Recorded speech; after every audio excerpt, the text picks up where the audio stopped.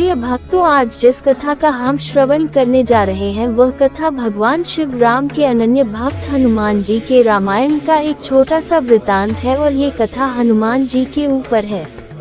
मैं ना होता तो क्या होता। भगवान शिव कहते हैं, मैं ना होता तो क्या होता। ये कथा आपके जीवन की दिशा ही बदल देगी। कभी न कभी हम सभी के मन में ये बात तो आती ही है कि अगर मैं ना होता तो क्या होता। ये बात खासकर तब आती है जब हमारी वजह से कोई काम या तो पूरा होता है या फिर हमारे ना होने की वजह से वो काम हो ही नहीं पाता। कभी कभी ये बात इतनी बढ़ जाती है कि ये हमारे अंदर लापरवाही ले आती है। हम खुद को बहुत महत्वपूर्ण समझने लग जाते हैं और दूसरों की बातों पर ज्यादा ध्यान नहीं देते। खुद को दूसरों से बड़ा समझने लग जाते हैं। हमें ये लगने लगता है कि हमारे बिना किसी का काम ही नहीं हो पाएगा, जो है हम ही हैं।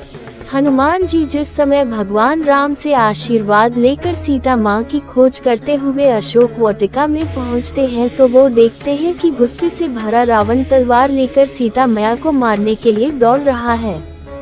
रावण को देखकर हनुमान जी सोचने लगते हैं कि मैं एकदम सही समय पर पहुंचा हूं।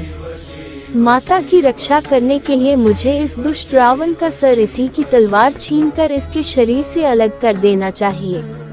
अगर इस वक्त मैं यहाँ ना होता तो ना जाने क्या होता। ऐसा सोचकर जैसे ही वो कुछ करने की सोचते हैं, अगले ही पल वहाँ पर मंदोदरी आ जाती है और रावण को रोक लेती है।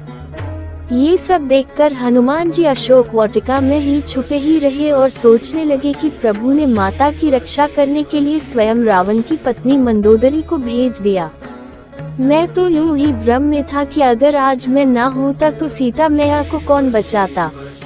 माता सीता से मुलाकात कर लेने के बाद जब हनुमान जी अशोक वाटिका में मजे से फल खा रहे होते हैं तो रावण के सैनिक उन्हें देखकर उन पर आक्रमण कर देते हैं। हनुमान जी को बंदी बना लिया जाता है। हनुमान जी के आने की खबर सुनकर त्रिजटा कहती है कि लंका में एक बंदर घुस आया है, वो इस सोने की लंका को जला देगा। मैंने ये सब अपने सपने में देखा है।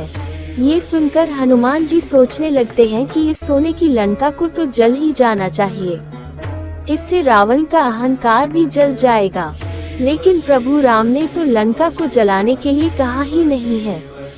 हो सकता है कि ये काम भी मेरे यहाँ होने की वजह से ही हो रहा है। अगर मैं ना होता तो शायद ये सब भी ना होता। ऑल्सो रीड भगवान की 2 बेहतरीन मोटिवेशनल कहानियाँ।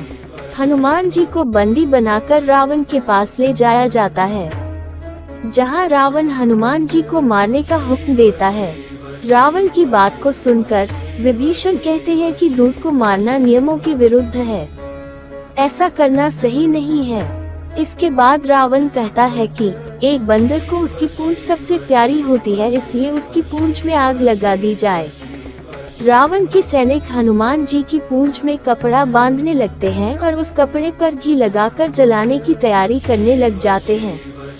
ये सब देखकर हनुमान जी सोचने लगते हैं कि ये जो कुछ भी हो रहा है प्रभु की मर्जी से हो रहा है, क्योंकि इस बड़ी सी लंका को जलाने के लिए मैं कपड़ा, घी, आग कहाँ से लेकर आता। लेकिन फिर भी इस रावण ने इन चीजों का प्रबंध खुद ही कर दिया। प्रभु जब खुद रावण से अपना काम करा है तो मुझे ये भ्रम रखने की क्या जरूरत है कि जो हो रहा है सब मेरी वजह से ही हो रहा। प्रभु तो काम करा ही देते हैं। रावण के सैनिक हनुमान जी की पूंछ में आग लगा देते हैं, जिसकी वजह से पूरी लंका में आग लग जाती है और सोने की लंका जलकर बर्बाद हो जाती है। कई बार हमें भी ये गलतफहमी हो जाती है कि मैं ना होता तो क्या होता। जिस तरह माता सीता को बचाने का काम प्रभु ने रावण की पत्नी से करा लिया और लंका जलाने के लिए खुद उसने ही आदेश दिया, तब हनुमान जी भी समझ गए कि प्रभु जिससे जो काम लेना चाहते हैं वो उसी से लेते हैं।